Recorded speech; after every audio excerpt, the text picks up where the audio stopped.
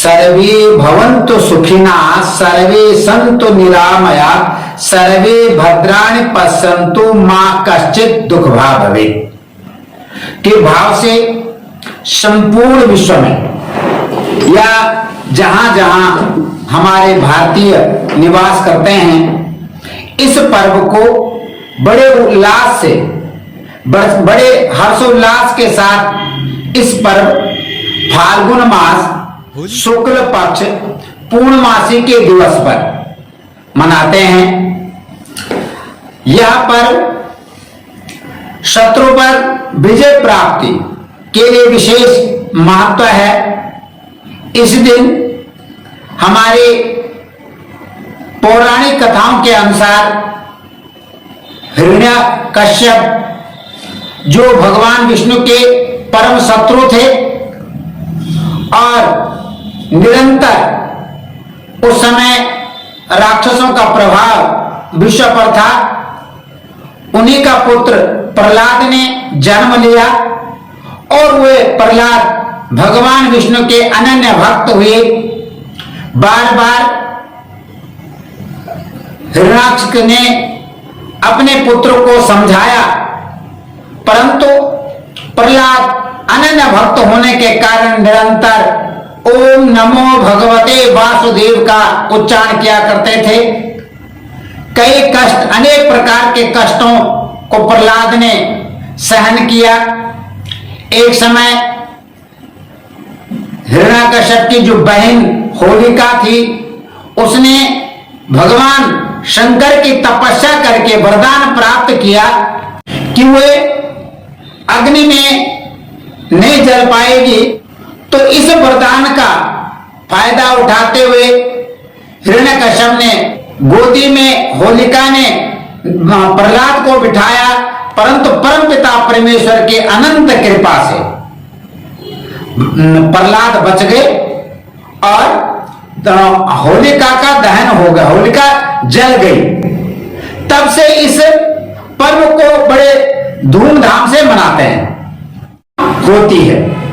तो साथियों, इस होलिका दहन में हमारे शास्त्रों में, क्योंकि मानव अनेक प्रकार की समस्याओं से युक्त रहता है, कोई रोगी है, कोई धनहीन है।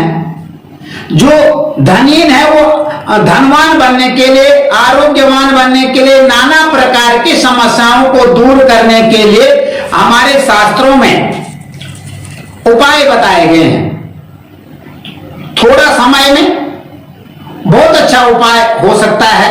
17 तारीख को शाम को 9:20 से लेकर के और 10:30 बजे तक होलिका दहन का समय है।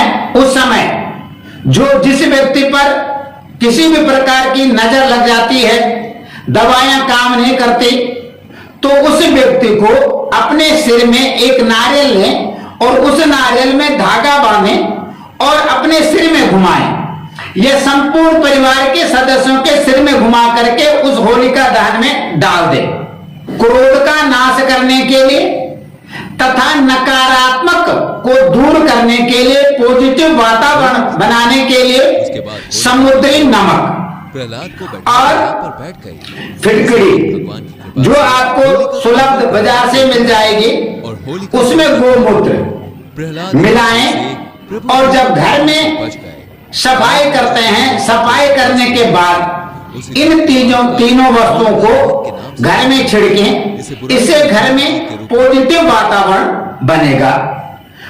कभी कभी व्यक्ति को असाध्य रोग प्राप्त हो जाता है, असाध्य समस्याएं होती हैं, जिन समस्याओं का निवारण व्यक्ति नहीं कर पाता, डॉक्टरों की सलाह से लेकर के या अच्छे वकीलों की सलाह लेकर भी समस्याओं का समाधान नहीं हो पाता। तो इस समय होलिका के दहन के समय 11 गोमती चक्र लें और उन गोमती चक्रों 11 चक्रों को अपने सिर में घुमाएं और होलिका दहन के करते समय नमन करें, प्रणाम करें, अपने समस्याओं को उस होलिका के समक्ष प्रस्तुत करें और वो जो उन 2 गोमती चक्र को अग्नि में डाल दें। तो इससे निश्चय ही सभी समस्याओं का निवारण हो जाएगा।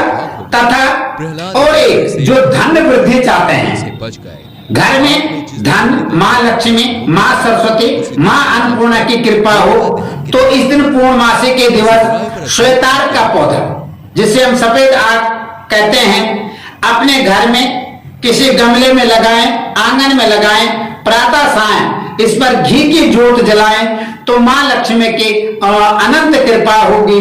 तो इस प्रकार के उपाय करने से आप अपने